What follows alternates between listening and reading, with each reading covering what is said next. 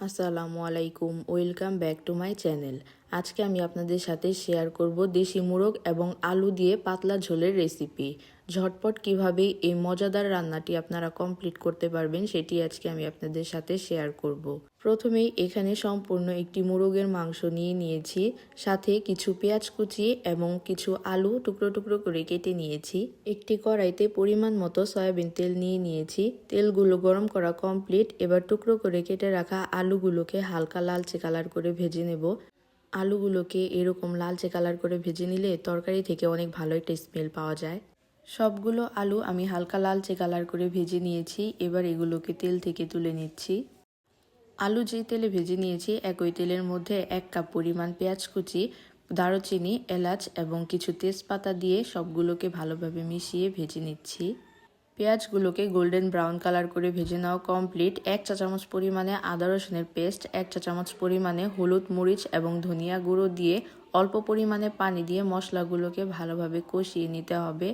যে পর্যায়ে মশলা থেকে তেল ছেড়ে দিবে তখন বুঝতে হবে মশলাগুলো একদম কষানো কমপ্লিট।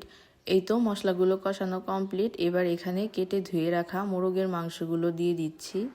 মোরগের মাংসগুলো মশলার সাথে ভালোভাবে মিশিয়ে নিয়ে একটি ঢাকনা দিয়ে ঢেকে 5 মিনিট সময়ের জন্য চুলার আঁচ হাই ফ্লেমে রেখে এগুলোকে কষিয়ে নিয়েছি। যখন মাংসগুলো থেকে তেল বের হবে তখন বুঝতে হবে মাংসগুলো কষানো একদম কমপ্লিট। এবার 3 কাপ পরিমাণে ফুটন্ত গরম পানি মাংসের মধ্যে দিয়ে দিচ্ছি।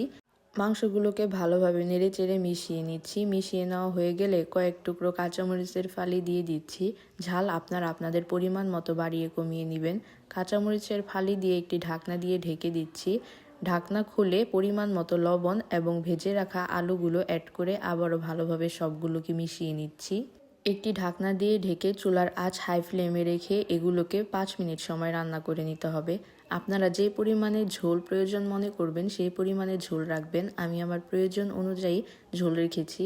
1 চা চামচ পরিমাণে ভাজা জিরার গুঁড়ো দিয়ে সবগুলোকে ভালোভাবে মিশিয়ে নিতে হবে। মিশিয়ে নেওয়া কমপ্লিট। মিশিয়ে একবার বলক চলে আসলেই এই তো রান্না কমপ্লিট মোরগের মাংস।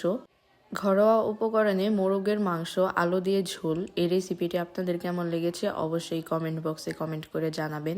ভিডিওটি শেষ পর্যন্ত দেখার জন্য অনেক অনেক ধন্যবাদ। আল্লাহ হাফেজ।